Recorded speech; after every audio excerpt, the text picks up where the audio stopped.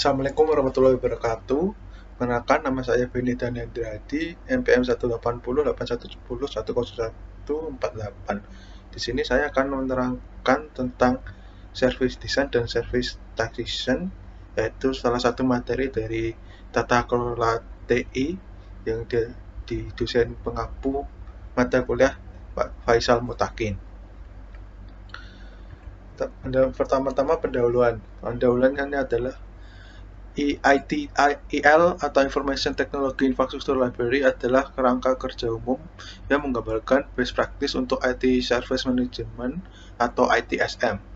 EITL menyediakan panduan bagi penyedia layanan atau service provider dalam mendukung penyediaan kualitas layanan TI dan proses fungsi serta kapabilitas lainnya yang diperlukan. Kerangka kerja ITIL menyediakan struktur yang menerangkan layanan TI dalam bentuk siklus hidup atau life cycle. Pembuatan struktur dalam pembentukan life cycle ini untuk mempermudah pemahaman tahapan proses dan fungsi TI yang ada di dalam ITIL tersebut. Di dalam ITIL sendiri terdapat 5 proses service life cycle, yaitu service strategi, service design, service technician, service operation, lalu continual service improvement atau CSI. Pada materi ini kita berfokus pada proses service design dan service transition. Pertama-tama kita mulai dengan strategi service vision. Nah, strategi service vision ini tujuan dan tempat pelayanan perusahaan jasa dimulai dari ide pengusaha dan kebutuhan yang tidak terpenuhi. Strategi service vision adalah konsep dan metodologi untuk menyatukan pemasaran dan operasi. Dikutip dari Hesketh tahun 1986 yang terdiri dari 4 departemen yang dikutip oleh Pak Partovi tahun 2001, yaitu A1 identification of a target market segment. Nah, di sini maksudnya adalah mengidentifikasi segmen target pasar. Yang kedua, development of service concept to address target customer need. Nah, di sini maksudnya adalah untuk mengembangkan service concept untuk mengalamatkan kepada target customer.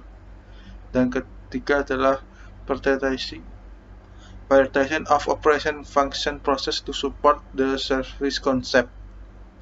Maksudnya ini adalah memprioritaskan operasi fungsi untuk mensupport konsep service yang akan dilakukan.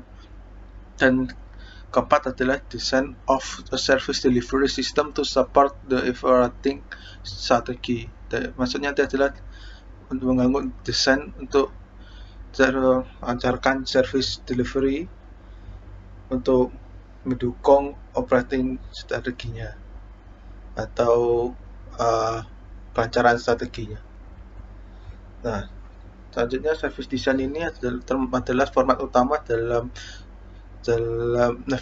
dalam service design sendiri itu adalah outline, desain, dan pengembangan layanan jasa dan proses manajemen untuk layanan tersebut. Service design merupakan pendefinisian di mana layanan baru dikembangkan atau layanan telah ada dirubah dan dipersiapkan untuk transisi layanan dengan mengacu pada portofolio layanan hasil tahapan service strategi. Proses service design pada tahapan siklus hidup layanan disajikan pada gambar berikut. Di sini terlihat service catalog management, service level management, design, supporting process. Di sini terdapat legenda, yaitu kata kuncinya adalah jadi dalam kotak tebal ini adalah proses, dan yang terdapat di kotak border tipis adalah pelatihannya. Lalu keterangan tersebut adalah pada gambar masing-masing proses perencanaan memiliki peran dalam siklus layanan sebagai berikut. Ya, 1. Service catalog management adalah bagian dari portofolio layanan yang dapat dilihat oleh customer service. katalog diperbarui dengan informasi baru tentang layanan, termasuk perubahan status dalam layanan. Service Level Management menyediakan antarmuka untuk pelanggan TI pada saat pengumpulan persyaratan. Ketiga, proses pendukung seperti Availability Management, Capacity Management, Informasi Security Management, dan IT Service Continuity Management digunakan untuk memastikan visi layanan akan memenuhi target tingkat layanan dan harapan. Dan terakhir adalah supaya manajemen mengelola hubungan dengan penyedia layanan. Nah, tujuan dan sasaran utama service design ini adalah sebagai berikut. Nah, satu, desain layanan untuk menemukan manfaat bisnis yang telah disetujui. Dua, desain proses untuk menunjang siklus hidup layanan. Tiga, mengidentifikasi dan mengelola resiko. Empat, desain keamanan dan kerentanan infrastruktur TI, lingkungan layanan, arsitektur, kerangka kerja, dan dokumen untuk menunjang desain dari kualitas solusi TI. 5. Membangun keahlian dan kemampuan dalam TI. 6. Yaitu berkontribusi terhadap keseluruhan peningkatan kualitas layanan TI. Nah, selanjutnya dalam service design tersebut juga terdapat 5 aspek, yaitu 1. Solusi layanan baru atau perubahan. 2. Sistem manajemen layanan dan perangkatnya, khususnya portofolio layanan. 3. Arsitektur, teknologi, dan sistem manajemen. 4. Proses, peran, dan kemampuan. Dan 5. Metode pengukuran dan satuan. Service design yang sendiri terdapat standarnya tidak bisa dibilang bagus, itu tergantung kepada aktivitas, efektivitas, dan efisiensi penggunaan dari 4P dalam desain tersebut, yaitu 1. People, yaitu orang-orang, keahlian, dan kemampuan yang terlibat dalam penyediaan layanan TI. 2. Yaitu produk, teknologi, dan sistem manajemen yang digunakan dalam memberikan layanan TI. 3. Proses, peran, dan aktivitas yang terlibat dalam penyediaan layanan TI. 4. Partner, yaitu vendor atau perusahaan dan penyedia yang digunakan untuk memberikan dan mendukung penyediaan layanan TI. Nah, selanjutnya adalah transisi layanan atau service transition.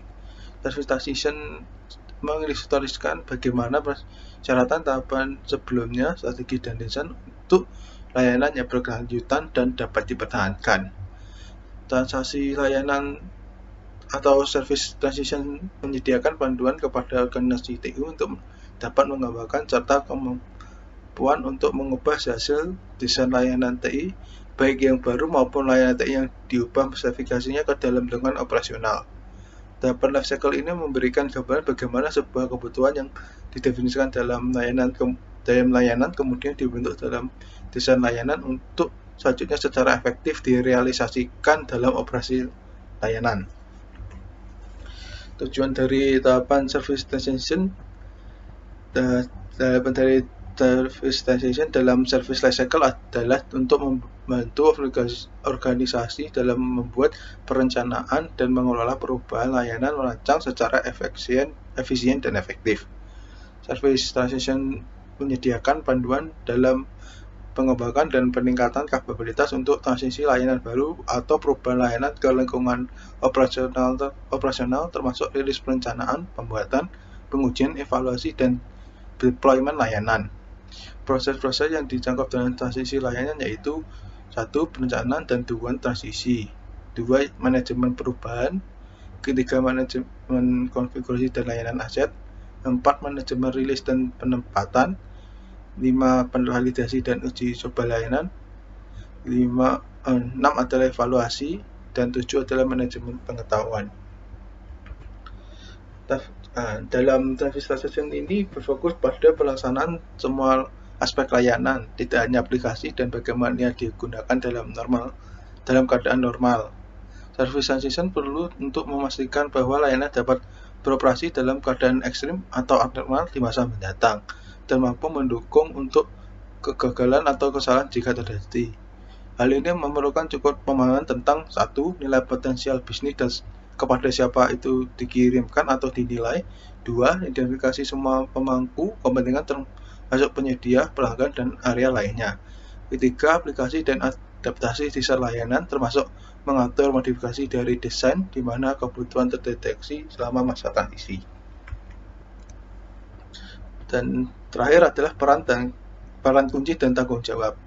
Dalam layanan transisi, staf memberikan sebuah organisasi untuk mengorganisir agar efektivitas dan efisiensi dan dalam berbagai pilihan yang ada untuk memberikan pertimbangan agar dapat melakukan siklus layanan yang supaya lancar. Di sini bisa dilihat bahwa kelompok-kelompok harus terdapat peran-peran sendiri dalam aliran pengalaman dan keterampilannya. Sekian dan terima kasih. Kurang lebihnya mohon maaf. Wassalamualaikum warahmatullahi wabarakatuh.